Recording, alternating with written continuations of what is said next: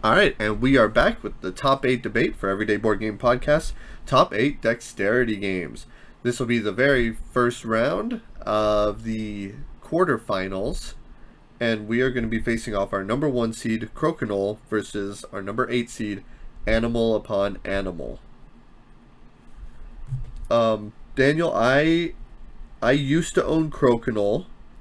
Yeah, I know. The one that you used to own is the board I actually played with the buddy who bought it from you. Yep. And I used to own Crokinole, and I do currently own Animal Upon Animal. The mini version, anyway. So I'm okay with arguing either of them. As am I. I actually really enjoy both games, so this is going to be quite interesting for me. All right. I'm just writing some stuff down real quick. This way I just have it quick and simple. Yeah. All right, so I'll go ahead and argue for Crokinole. Okay. All right. And I'll take Animal Upon Animal then. All right, sounds good. Now, they're both good games in their own right. I'm going to take into effect that Crokinole is, yes, it's very expensive. It's not expensive to play, but it's just to have a good board, to have a good 1 board, to 200. and the disc and stuff like that, yeah, because it's solid wood. It's solid wood. Yeah. Yep, it's a beautiful production, and it's awesome to have. Like, I've seen people hang up their Crokinole boards on their wall because it can be a wall piece. It looks that gorgeous. There has been tournaments for Crokinole for years, and that's an important factor to think about. Which is considered a better game. Animal Upon Animal, yeah, it's a fun game. It's a great stacking game, but you have a die roll at the beginning of the turn that determines what you place down, and that gives a lot of random as far as like, oh well, I'm gonna put down all of these number of pieces. I could win just because of the die roll. I mean, you still have to have the skill of stacking, right? But there is no random in Crokinole in a steady hand. Yep. Yeah, a steady hand and some random, and you can very easily win Animal Upon Animal. Whereas Crokinole, it is a game of pure skill. You have to hit one of the opponent's pieces. There is a little bit of luck. A little bit, not much. A little bit. And that's just because the way things bounce. Sometimes you'll just get lucky if it bounces correctly. No. You can try to aim it a little bit better. No, that is entirely based on your skill. You can control it to millimeters if you are that skilled. I don't know. There is no random in the game. I played a game one time where there was a lot of luck involved just because of the way things happen. So I was playing against our friend, and he was trying to eliminate me. He ended up hitting his own piece and ricocheted into my piece because I was set up where I was protected. He wasn't even trying for that. He was trying to hit the other piece that was in the back to try to knock it out of the circle. Right, but that's not luck, though. That's just he didn't aim it properly. That's like saying in chess, oh, there's some luck in chess because I forgot to make this move. That's not, no. There's luck in chess. There is no, what? What are you even talking about? Are you drunk? There is no luck in these games. This is a pure skill game. Crokinole has my vote. I just feel it's a better game, and there's a reason it's been played for so long. I mean, because it was invented 100-something years ago. Don't understand. Crokinole is the number 1 game on the Dexterity list for a reason. It's also a game that was invented before the 1900s. Yes. I think it was on there like 1880 or 1890 or something like that when it was invented. So it's been around for a long while. It's the oldest one in our list, and it's still being played today. In fact, I think it's the oldest one we've ever had on this list.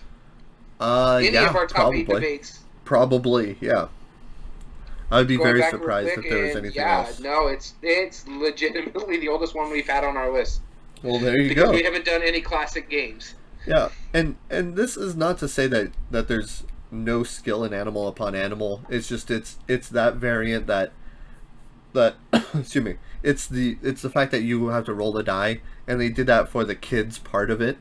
Whereas, and then even with that, And so you've made a major argument for me for Animal Upon Animal. Okay. Kids. It's a game that families can play together. Crokinole, you can play it with your kids, but they're going to get frustrated because, again, like you were saying, it's a lot of skill involved. Sure.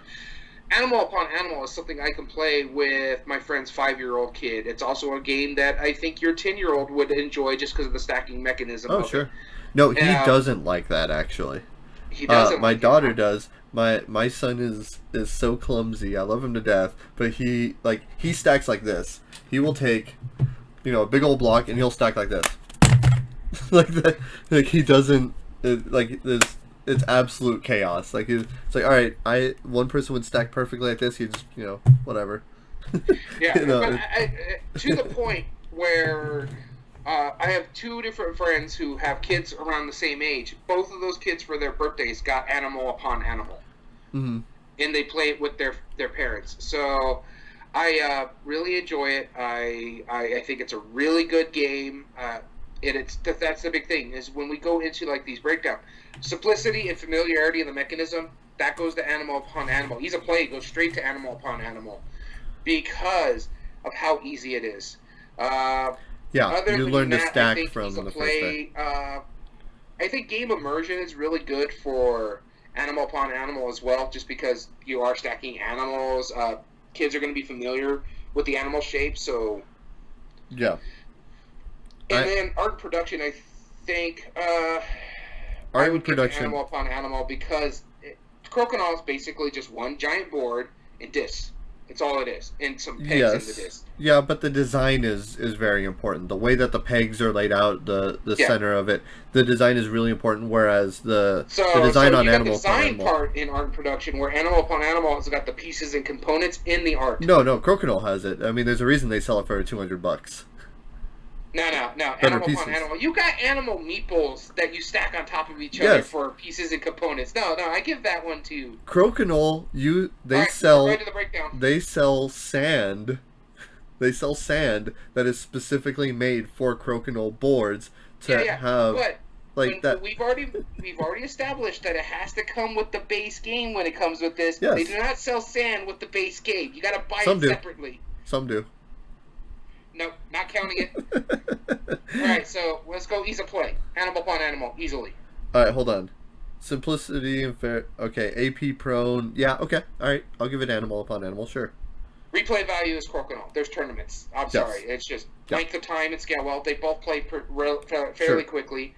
Minimum number of plays for full experience doesn't really change between the two, but the expandability, Crokinole can't really be expanded, but neither is Animal Upon Animal. So, Well, but the replay, the length of time, they and do because they have different shapes of animals in different versions. But I yeah, still but the think replay value itself, Crokinole. There's a reason why there's tournaments. Right. It's just agreed.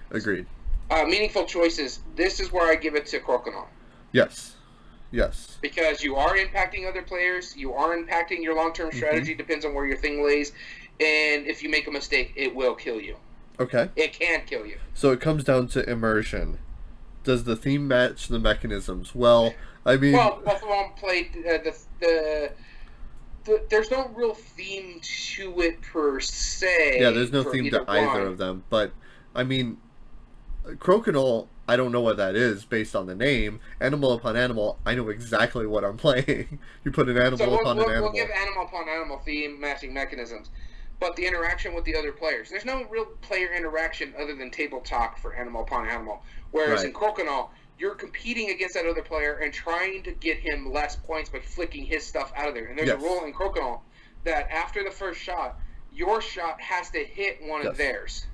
Yep. So, in memorable moments, as much as I like Animal Upon Animal, I've had way more memorable moments playing Crokinole. Agreed. How the heck did I make that shot? How did I get that to ricochet into the hole? Oh my god, I flicked your thing into the hole. You got 20 points. What the hell?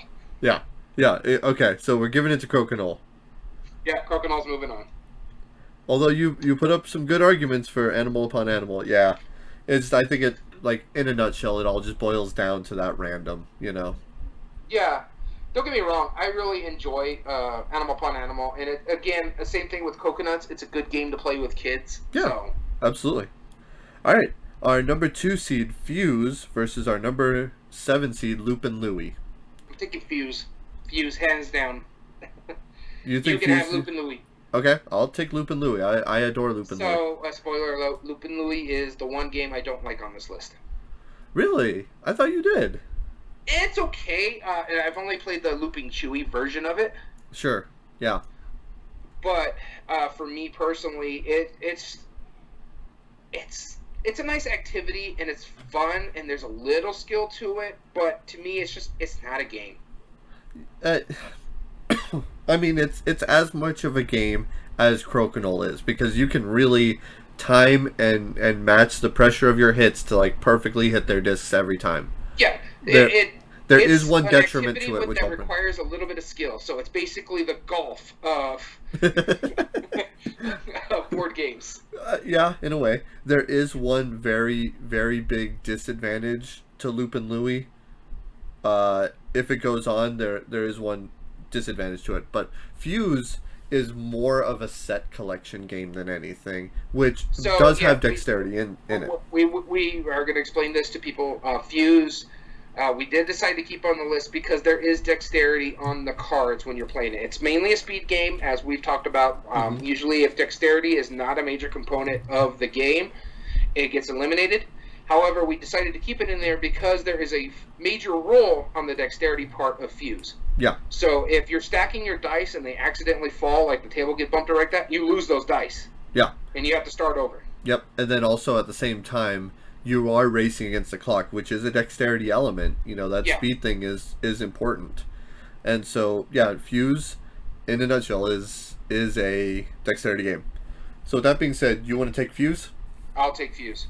All right, why don't you start us off? So Fuse is an interesting game here. It's we talked about it, I think, on the Spiel des Jahres board game breakdown, Hanabi, where you have that tension, that stress level. Fuse gives me that same thing, but actually still have fun doing it, where I'm not going super stressed like I am in Hanabi.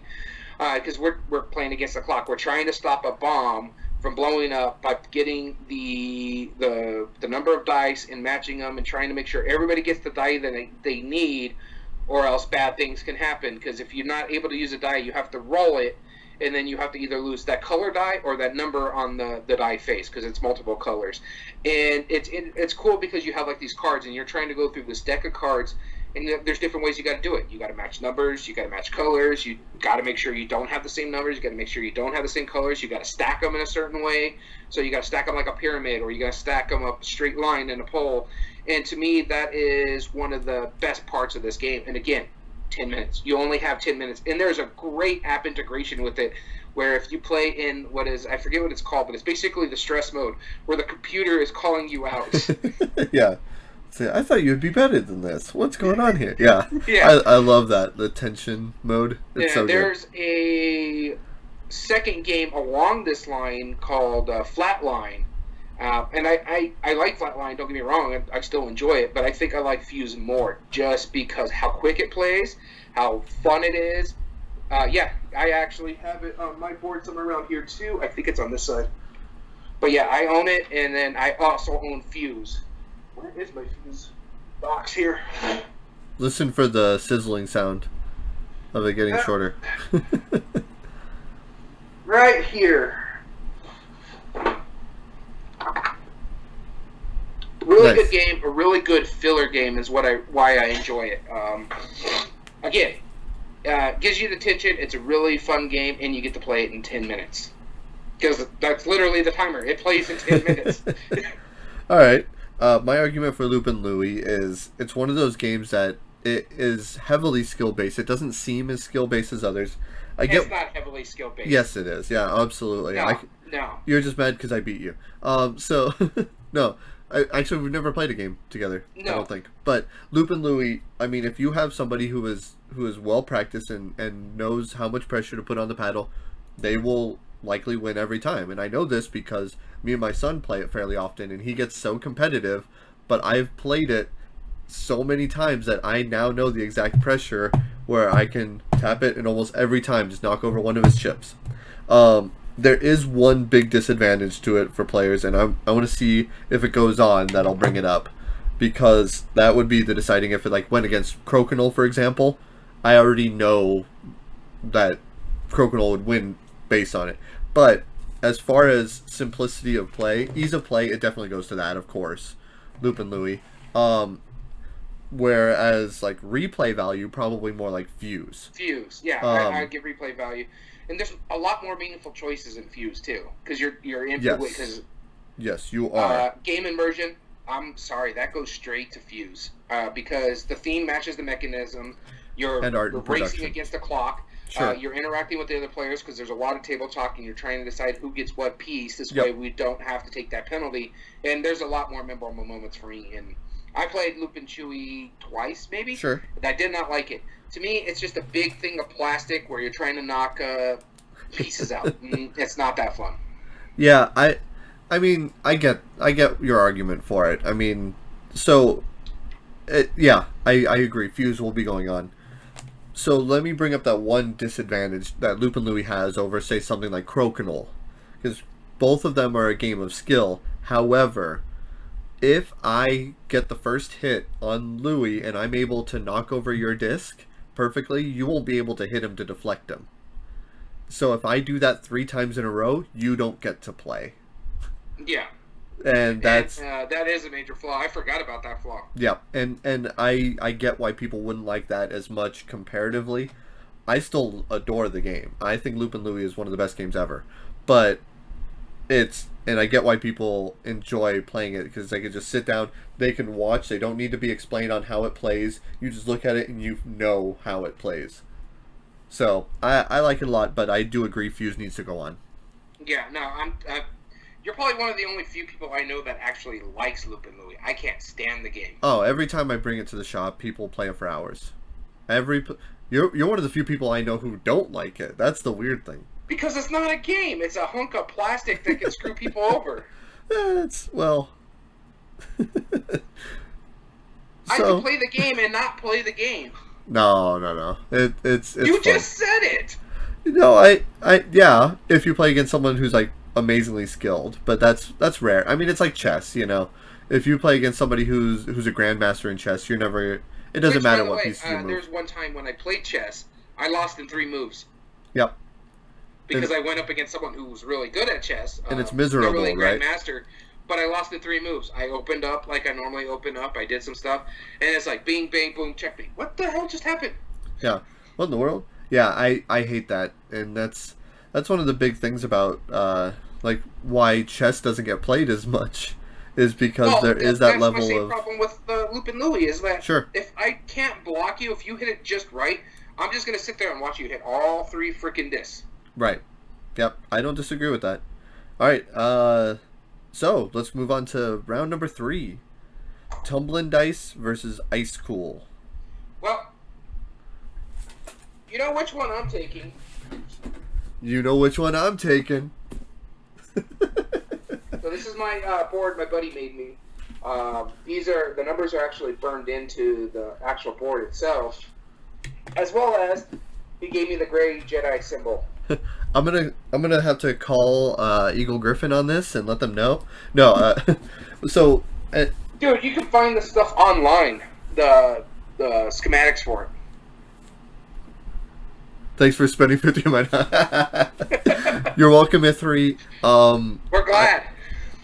So Ithri, on a side note, I spoke with a friend of mine who lives in Los Alamos, and at some point in the semi-near future, when I'm able to do like a game tour, probably when my new game comes out, from a company and it's available for sale, I'm probably gonna travel around demoing it.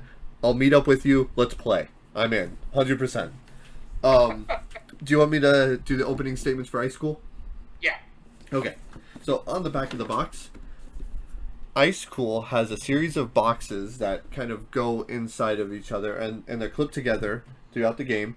You have fish that are laid out over the doorways, and your goal, it's an all versus one. It's an asymmetric game where one player is the hall monitor, and they're trying to flick into the other people's discs or pieces, and everybody else is trying to go through the doorways to get their fish. What makes this really great is that these pieces are, I don't remember the term for them, but they have a very strong half circle bottom to them. There we go. And I'll just take half of this lid right here. So you can see how they balance upright every time. And they actually give suggestions in the rule book on different ways to flick it to have different effects. So I could flick it and have it go in a circle. I could flick the top of it and actually make it jump over walls, which is totally allowed. And you can manipulate it in a lot of different ways. The amount of precision and skill that are used into these pieces are really neat because you can control in different ways. This was nominated for the Spiel des Jahres, I believe, and rightfully so, because it's an absolute blast. This game, and they made a sequel to it that you can combine the two, so you have a massive giant thing. Yeah. And what makes it neat is that each round, if you're the hall monitor, you're just trying to hit the other people and knock them out, ask for their hall pass, basically. Whereas if you're the other player, you're trying to avoid, and it's kind of like everybody's chasing each other. It has a lot of cool dynamics on that, and I feel like even though it's like a high school in your Penguins, ice school, that's why it's named that, it's really immersive because of that. I think it's a fantastic game. There's a lot of cool things going into it, and overall just absolutely amazing. And before I get started on tumbling dice, Ithri, it's only fair that we made you spend money because I just spent money on your game on Kickstarter currently. So. Mic drop. There we go. All right. So I am looking forward to getting it whenever it funds, because it actually looks quite fun to play. Wait, I don't remember. Did you go for the wood bits? I may, especially if they're able to be bought through the Pledge Manager, just because right now the $39 is all I can afford at the moment. Oh, okay. Because again, did you not hear all the things I just bought? Yeah. No, I don't disagree with that. I bought a few things too, and I'll show you when I get them. I didn't do the whole out purchase, but I did get a couple things. Yeah, so I do want to get the wood pieces just right now, because I think it's supposed to end relatively soon, in about a week or so. Right. So I got to wait till the next pay period. This way, if I get the backer kit, I can just upgrade to the next level. Oh, sure, yeah. All right. All right. Let's hear your arguments for tumbling dice. Tumbling dice here. It's my favorite game on this list. I'm not gonna lie. Crokinole is a close second, but tumbling dice is my favorite game on the list. I understand. Now, please take your bias away from it. I am taking my bias. Yeah. I can understand why people like Ice Cold. It's pretty. The production's gorgeous. The only thing is, Ice Cold tends that you do have to have really good flicking ability trying to get through the door. This one is just a great party game. You have nothing but a blast. And in fact, I'll bring up something that I know you enjoyed. We went to a convention last year in El Paso, the one we were talking about earlier. They rebranded to like the Three Mountain Mustache or something like that. And they made a giant version of tumbling dice with drywall insulation and PVC foam pipe and inflatable dice. And it's probably one of the most fun games I've ever played at a con. Daddy would keep turning around and like, where'd the guys go? And that's because we're over there playing the tumbling dice game. It's like, I need people to demo my game. Oh, there they are, tumbling dice again. Come on. But then on slow days, I was right there with you. Yeah. So we've had a really good time playing that game. And so the simplicity and familiarity of the mechanism when it comes to ease of play, I actually would give the ease of play to tumbling dice. It's real simple. Yep. You flick a dice. Wherever it lands on the board, you score that times the pip. So if it lands in the 1 times 6 is 6. 2 times 6 is 18. And you get 4 or 5 dice. I can't remember. I think it's 4. Yeah. There's variants where you can play with 5 dice.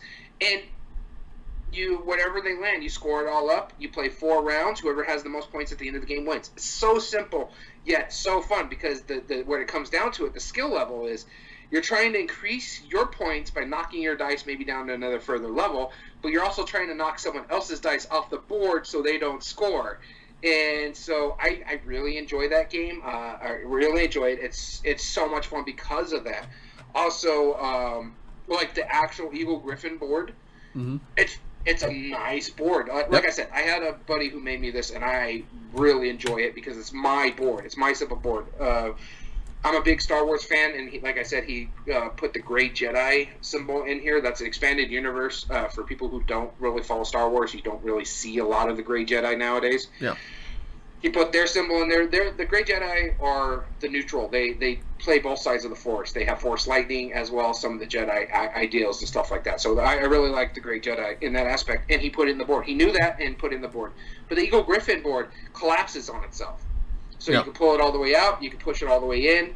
It's really good. I enjoy that part of it. So when it comes to art production, I can't really score it against mine, but I can score it against the Eagle Griffin game. Yeah, and production would go to that because the quality of the wood that they have in there, the dice are decent, but art and design definitely goes to this, without a doubt. I mean, the art is nice. The art, I'll give it the art itself, but and the design of all the boxes combining together. Honestly, the only nice thing about this is the board itself, because the way he did this for it was a Christmas gift. He made this, and then he just busted up a Tinsy packet and got dice out of Tinsy. Yeah. Because all you need is dice. But the thing I like about this game is it's infinitely expandable. As long as you have different colored die, you can play with as many people as you want. It'll get chaotic, but I've seen it.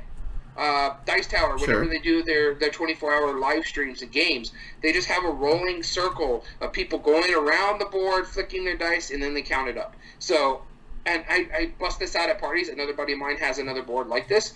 We bust it out at parties, and it just goes down gangbusters. Mm-hmm. Awesome. So for me personally, my vote would be Tumbling Dice. Taking my bias out of here because I love Ice Cool 2. Not Ice Cool 2. I love Ice Cool as well. Yeah. My vote is Ice Cool, and it's the same reason why Fuse went on compared to Loop and Louie. Tumbling Dice has that level of if you and I both have the same skill and we roll our dice onto the fourth platform and it's times 4, or is it times 5? I don't remember. It's times 4. Times 4. It's 1, 2, 3, 4. And you roll a 6 and I roll a 1. Well, I lost not because of my skill. Like that's immediately, and there's no way you can control what. But see, realistically, there's no way you can control that. No, if it was the last roll of the game, you're ahead by. That's a different story, but yeah. But you're honestly sixfold ahead of me. Going into this, ease of play, that's hands down. Yes. Tumbling Dice. Yes, agreed. Replay value. Ice Cool. No, I'd give it to Tumbling Dice because length of time and scale. Well, this plays pretty quickly. Minimum number of plays for full experience, they're pretty much the same. But no. You need more plays for Ice Cool than you would for Tumbling Dice. But here's where for me, Tumbling Dice wins replay value. Expandability. Again, you can have an infinite number of dice and play this game. Ice Cool, you're stuck to 4 players, or 8 players if you have both boards. But you have to buy a whole completely different set of game for you to play Ice Cool 2 and Ice Cool 1. Yeah, but that doesn't. Hey, that was your rule about the expandability. I can play 20 people on this board. Yeah, no, I agree. But additional content, you can add variables to this you as have well. 1 additional content. Yeah, but technically you have 0 additional content. You're just adding more pieces. Yeah, there is additional content. 5 more dice. Or 4 more dice. That's additional content. Yeah, but that's like saying Monopoly. Oh, you can play 7 players if you add another piece. Yeah, but the expandability isn't just about how many extra stuff. You got 1 extra game that is a standalone game that you can add to it. This one, again, can only go up to 8. This one, for party game purposes, I can get 20, 30, 40 people to play this. As long as I have the different set of dice. So this is much more highly expandable. In a very vague way, yes. Art and production goes to Ice Cool. Yeah, I'll give you that. Art and production, Ice Cool. Meaningful choices matters in Ice Cool. Meaningful choices, hands down, is Ice Cool. And immersion. Does the theme match the mechanisms? Yes. The fact that you are chasing...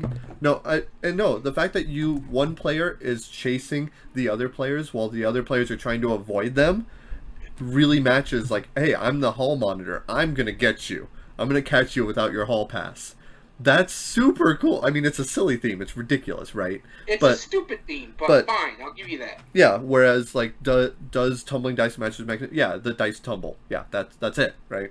Yeah, well, it does match. But player interaction, there is both a lot of player interaction in both of them. But yeah, especially because you're trying to figure out if you're going to hit your dice or do you want to knock them off the table. But this is about player interaction. The one player, the hall monitor, has to hit the other players. That is the whole purpose of it. Where that fine, whatever. Yeah. We'll move Ice Cool on. Thank you. I think it's a bad choice because, and I'll tell you why. I've played both Ice Cool and Tumbling Dice. I've had more people want to get Tumbling Dice than people who want Ice Cool. Because it's a good party game. Yeah, it is. It's an absolute phenomenal game. You're saying it like I don't agree with you. I agree that that's a better party game. I just think Ice Cool's a better game. It's not. It's not the better game. Now your bias is coming out. No, it's not the bias. It's not the better game because if I'm playing against someone who's super skilled, and this is the thing that always takes me out of games.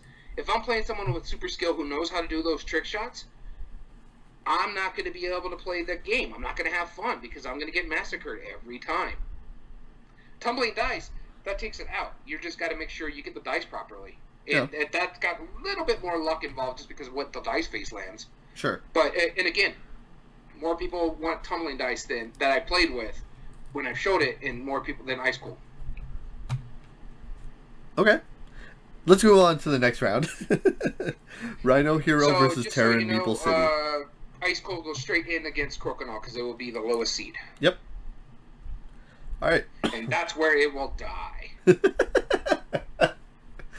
Probably.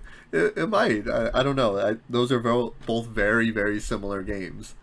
So, we're going to have to... Yeah, but based on your argument, Crokinole is the much better game from previous.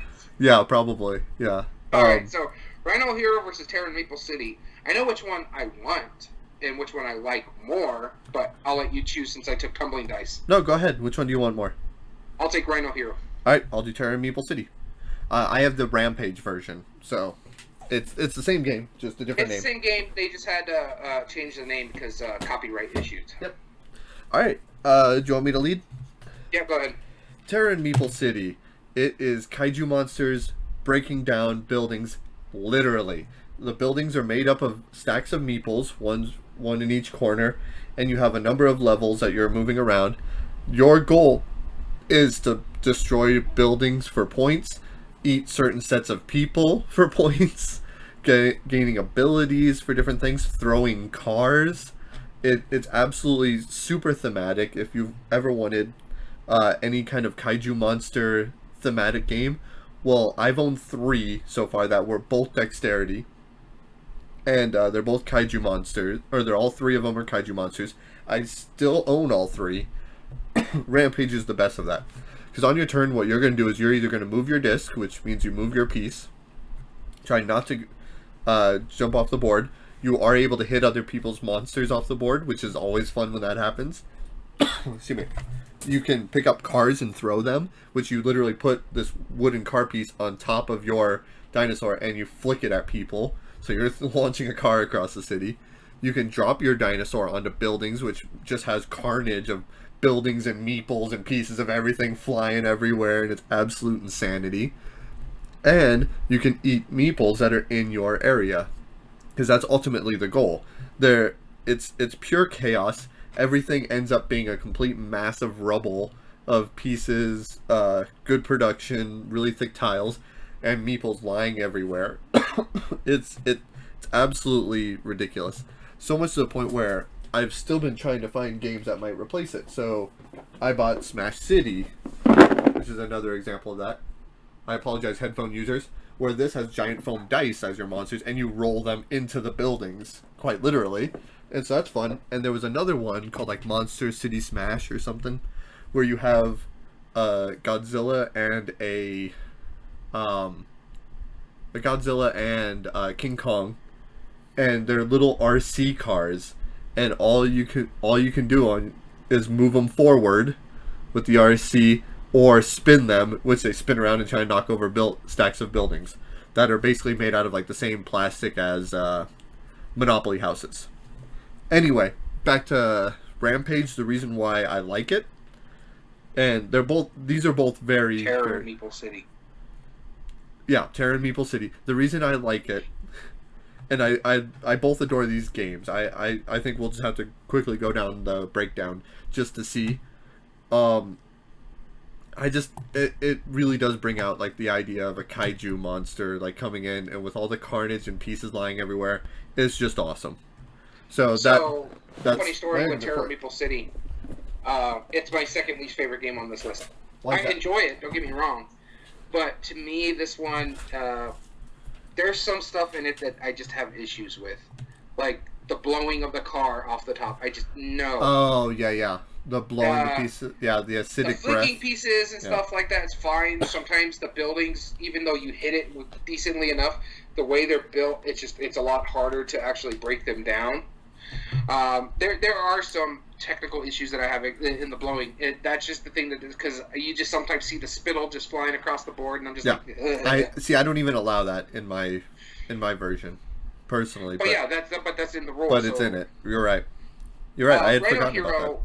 So I haven't played the base Rhino Hero in a while. I played the bigger version, the Super Rhino Battle. Yep. And so, but I do remember Rhino Hero 2. The only thing I don't remember is what makes you decide you have to build. Is it a die? It's or a is die it a roll. card? No, Yeah. no. So no. I'm sorry. It's not a die roll. It's the card that the previous player plays that determines. Okay. Yeah. So there is the random in what cards you draw, but you have a choice of at least 3 from your hand, and you're trying to get rid of the cards from your hand. Exactly. And so the way it works is like, so if they play this card, that means you're going to have to put, he plays it on top. That means, so if it's got 2 lines, you're going to have to build up 2 walls, basically, where the wall shapes are. So you have to build them specifically in that pattern. So they could be like this, or they could be like this. And so just depending upon how the wall, or even like that. So it's just depending on how that card is, you have to put those walls on and then play your card on top. Now, if you played a card that had the Rhino Hero picture on it, you actually have to move the Rhino Hero from where it's at to that new spot. Yeah. And there's 2 ways that you can win in this game. Is either you're not the one that knocks over the tower, or you play your last card. Yep. Those are the 2 ways. I've had immense fun. For a while there, I enjoyed Terra Maple City. That was probably one of the first few Dexterities that I played, and I wasn't a huge Dexterity fan.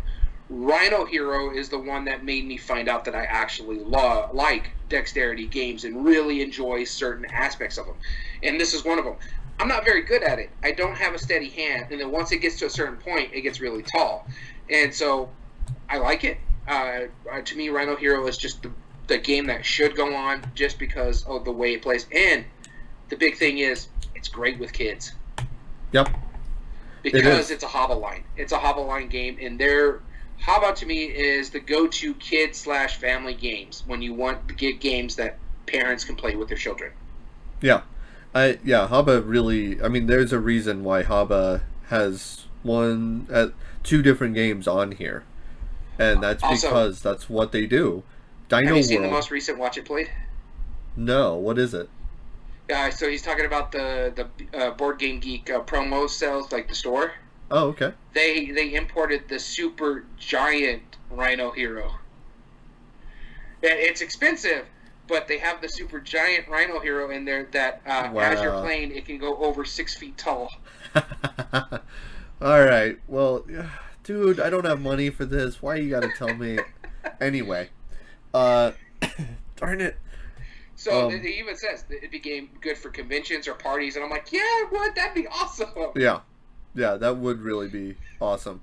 All right, let's go down our quick list. Ease of play and replayability, Rhino Hero. Yeah, okay. I just think art and production it's made for kids.